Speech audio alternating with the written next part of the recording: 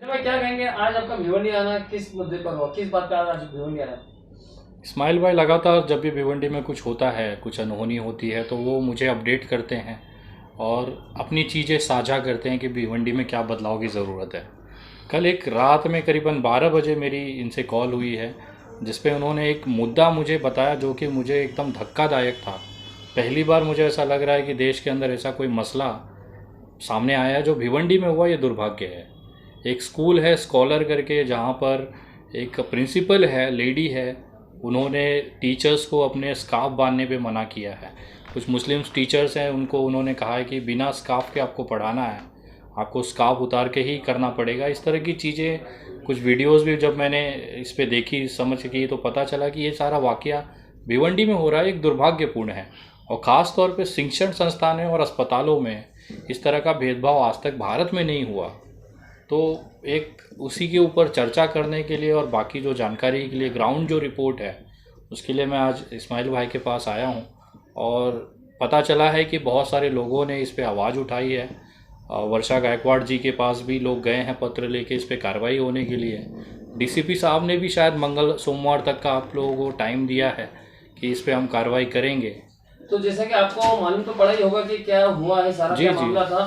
तो इसके ऊपर आप अपने स्तर पे क्या कार्रवाई करेंगे और क्या आप मतलब इस मामले को किस तरह, किस नजरिए से देख रहे हैं? देखिए, मुझे मुझे ऐसा लगता है कि एक दुर्भाग्यपूर्ण चीज़ है। पता नहीं किस तरह की मानसिक रोगी होगी वो प्रिंसिपल जो अपने आप को शिक्षण संस्था की मुखिया बताती है, क्योंकि इतनी छोटी दिल वाली इतने बड़े पोस्ट पे रहे, ये दुर्भाग्यपूर्ण है किसी स्कूल के लिए। जब हम शिक्षण संस्था में होते हैं तो हमारे लिए सारे बच्चे एक बराबर होते हैं, सारे शिक्षक जो होते हैं वो भगवान का दूसरा रूप होते हैं। लेकिन वहाँ पे जिस तरह से एक धर्म विशेष को टारगेट किया जा रहा है, तो मुझे ऐसा लगता है कि उस स्कूल को सीधा डिक्लेयर कर देना चाहिए कि हमारे यहाँ पे मुस्लिम अलाउड नहीं है। क्यों ये सारे झंझट छुप छुप के खेल रही हैं?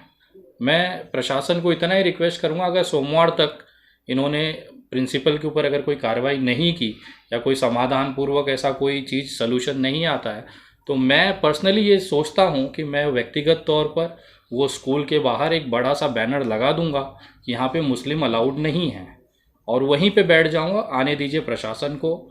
वहाँ पे सारे सभापति, जितने नगर सेवक हैं, और आम जनता से रिक्वेस्ट करूँगा कि वहाँ पे कोरोना का प्रोटोकॉल फॉलो करते हुए आके बैठिए। और पुलिस को रिक्वेस्ट करूँगा कि हमें उठा के जेलों में डाल दीजिए, क्योंकि अगर पुलिस प्रशासन के हिसाब से स्कूल सही है तो हम गलत हो गए। हमने अगर वहाँ पे मुस्लिम अलाउड नहीं का बोर्ड लगा रहे हैं तो हम गलत हो गए, ये मानता हूँ मैं। और अगर पुलिस ये कहती है कि संविधान ने सबको एकता का, समानता का अधिकार दिया है, अगर उसको भी अगर वहाँ पे वैल्यू नहीं मिल रही है, तो फिर स्कूल प्रशासन को गिरफ्तार किया जाए। छोटी सी मांग है। वो स्कूल की जो प्रिंसिपल, उनका यही कहना है कि हम चाहते हैं कि मेरे जो सारे टीचर्स हैं वो एक समान देखिए, और इसीलिए जो है हम इक्वालिटी पसंद करते हैं। इसीलिए हमने कहा कि यहाँ पे जो टीचर्स है, जो मुस्लिम टीचर्स है, वो स्कार्फ ना लगाए। और भी उनका कहना है कि हमने और भी कुछ ड्रेसेस वगैरह में उसके अंदर जो है तब्दीलियाँ की है। नहीं, ये कहाँ से नियम लाया सर? ये मन में आएगा वो चीज़ चलाएंगे आप? स्कूल आपका है, लेकिन चलने की जो स्थितियाँ हैं, क्योंकि वहाँ पे हर धर्म के बच्चे पढ़ते हैं। एक छोटा सा वाकया मैं याद दिलाना चाहूँगा। अभी रिसेंटली हुआ है कि ऑक्सफोर्ड, जो वर्ल्ड की सबसे बड़ी बेस्ट यूनिवर्सिटीज़ में आती है, वहाँ पर भी स्कार्फ को बैन नहीं किया गया है। वहाँ पे आज भी मुस्लिम जो लड़कियाँ हैं, बच्चियाँ हैं, वो स्कार्फ में पढ़ाई करती हैं, कॉलेज ग्रेजुएशन पूरा करती हैं। 900 साल के इतिहास में आज पहली बार अभी जाके ग्रेजुएशन का अगर आप देखेंगे रिसेंट, तो उसमें बहुत सी लड़कियां ग्रेजुएट निकली हैं जो स्कार्फ में अपनी पढ़ाई पूरी की।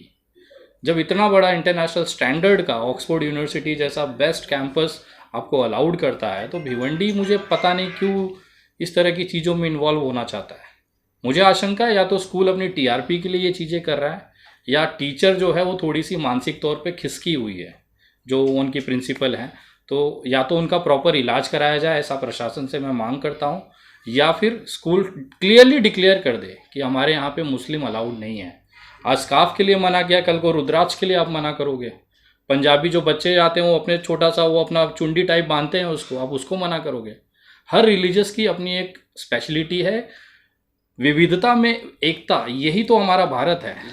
हम सब एक साथ पढ़े लिखे। मेरे बगल में अब्दुल भी बैठा था, फ्रांसिस भी बैठ के पढ़ाई किया। वो अपना क्रिश्चियन गले में डाल के लाता था, अब्दुल भाई अपना टोपी पहन के हमारे साथ पढ़ाई की है, मैं रुद्राक्ष पहन के पढ़ाई कर रहा हूँ। यही तो भारत है।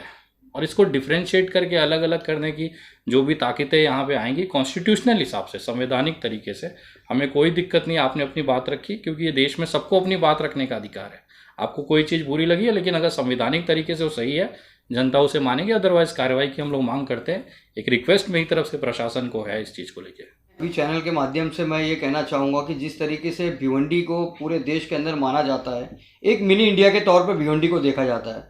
मिनी इंडिया क्यों कहलाया जाता है भिवंडी, उसकी वजह बहुत सारी है कि जितने भी राज्य के लोग हैं वो सब के सब भिवंडी के अंदर में आज समाये हुए रहते हैं। हर धर्म के लोग, हर जात के लोग, हर भाषा के लोग हमारे शहर के अंदर में। और हमारे शहर की एक खूबसूरती है जो मैं अपने बचपनों से देखते आया हूँ कि कोई भी त्यौहार हो, हिंदू का त्यौहार हो, मुस्लिम का त्यौहार है, एक भाईचारा हमारे शहर के अंदर दिखता है।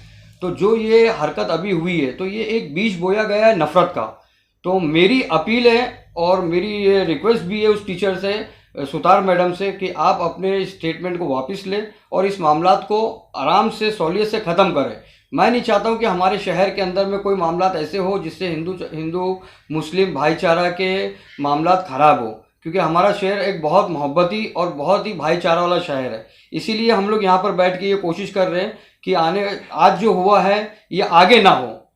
ये आपके चैनल के माध्यम से मेरे अपील है। लेकिन हंसने आता है, सुतार मैडम जो हैं उनको मुस्लिमों के पैसे से फीस चल जाएगी। मतलब उनके बच्चे उसमें मुस्लिम भी होंगे, मुझे पता चला 40-50% के आसपास मुस्लिम स्टूडेंट्स हैं।